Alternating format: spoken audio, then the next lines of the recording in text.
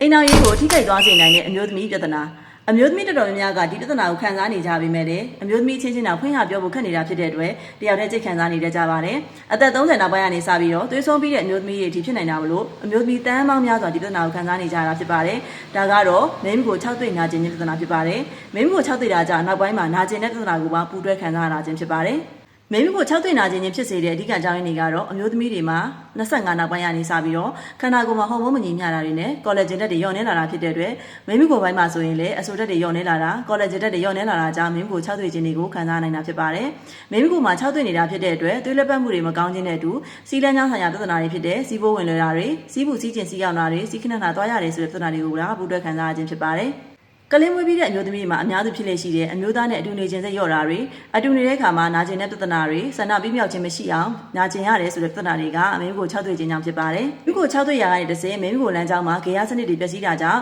မိန်းမကိုပိုးဝင်လဲတာတွေတရင်ရောင်တာတရင်ကောင်းရောင်တာတွေဒီဖြစ်နေနိုင်တာမလို့အမျိုးသမီးတွေနဲ့မိန်းမကို6တွေ့ခြင်းကအိမ်တော်ရေးအတွက်အရေးမကြီးဘူးဆိုရင်တော့ကိုယ့်ရဲ့တရင်ကျမ်းမာရေးမိန်းမကိုကျမ်းမာရေးအတွက်မိန်းမကို6တွေ့ခြင်းကိုလုံးဝပေါ်စားလို့မရပါဘူးနော်။မိန်းမကို6တွေ့ခြင်းနဲ့တက်တာစေဖို့အတွက်အရေးဝအောင်အိတ်ဆက်ပေးတာတွေစိတ်ဖိစီးမှုတွေလျှော့ပေးတာအသီးရွက်အသီးနှံတွေများများစားပေးတာအာဟာရပြည့်ဝအောင်စားသုံးပေးတာတွေကိုပြုလုပ်ပေးရမှာဖြစ်ပြီးတော့မိန်းမကိုပိုင်းကြက်သားတွေကိုကော်လာဂျင်နဲ့ပြည့်ဝဖို့အဆိုဓာတ်ပြည့်ဝဖို့ဆိုရင်တော့ Plasent Collagen ကိုသုံးပေးရမှာဖြစ်ပါတယ် Plasent Collagen မှာဆိုရင် Moisturizing Tightening နဲ့ Collagen ဓာတ်တွေပြည့်ဝတာပါဝင်ပြီးတော့ဘေးထွက်ဆိုးကျိုးလုံးဝမရှိတာဖြစ်တဲ့အတွက်စိတ်ချသာသုံးပေးနိုင်ပါတယ်တနေ့ကိုတစ်နာရီ36ရက်ပုံမှန်သုံးပေးရုံနဲ့မိန်းမကိုကြက်သားတွေကိုအပြိုစင်လို့ပြန်လည်ပြီးတော့နူးညံ့ဆိုပြီးတင်းရင်းစေမှာဖြစ်ပါတယ်ပြမှုအရန်ကိုမြန်ဆန်ပြီးတော့အမျိုးသားတွေရဲ့ထောက်ခံချက်ကိုရရှိထားတဲ့ Plasent လေးဖြစ်ပါတယ်နော်ဒီရဲ့တက်တော် Messenger မှာအသေးစိတ်ဆွေးနွေးနိုင်ပါတယ်မျိုးသမီးကျမ်းမာလှပဆိုင်ရာတွေကိုမျှပေးမှာမို့ဒီရဲ့အကောင့်လေးကိုပေါင်းလေးနှိပ်သေးလေးပေးပြီးရှင်းသွားပြပါအောင်နော်သိချင်တာတွေရှိရင်လည်း comment မှာမှတ်ခဲ့ပေးနိုင်ပါတယ်ရှင်အားလုံးကိုကျေးဇူးတင်ပါတယ်